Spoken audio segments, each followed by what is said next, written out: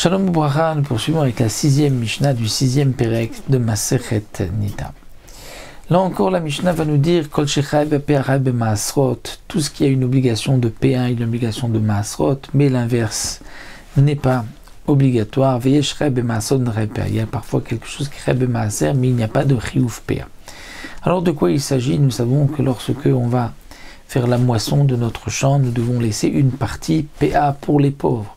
Ce n'est pas seulement pour la récolte, c'est même aussi pour les fruits d'un arbre. Lorsqu'on va faire la vendange, on va récolter les fruits d'un arbre, on doit laisser une partie pour les pauvres.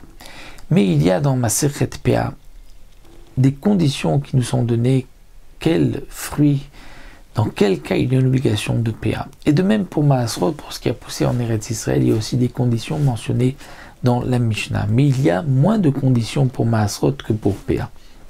Et donc c'est pour cela que parfois, il peut y avoir quelque chose qui est une obligation de Maasrot, mais qui n'a pas d'obligation de PA, alors que le contraire, non. Tout ce qui est Chayv et PA a une obligation de Maasrot. Quelles sont les conditions rapportées? Eh bien, la Mishnah dans PA nous dit, pour qu'il y ait une obligation de PA, il faut que ce soit en Ochel, que ça se mange.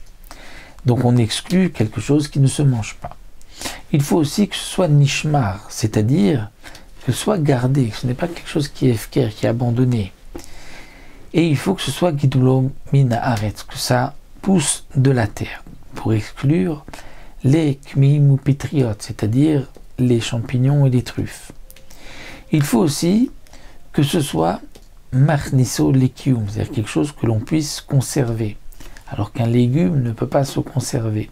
Ou les kitato kachat, qu'on puisse le couper en une seule fois. Les figues, par exemple, ne se récoltent pas en une seule fois. Donc, si on veut comprendre la Mishnah, on va dire tout ce qui a une obligation de PA a obligatoirement une obligation de Maasrot, puisque pour Maaser, il n'y a que 3 conditions. Il faut que ce soit un aliment, qui soit gardé, qui ne soit pas efker et qui pousse sur le sol. Mais il n'y a pas la condition que ce soit quelque chose qui puisse se conserver, se mettre en conserve ou qui puisse être récolté en une seule fois. Donc un légume, il n'y a pas d'obligation de PA, mais il y a une obligation de Maasrot. Des figues, il n'y a pas de PA, mais il y a une obligation de Maasrot.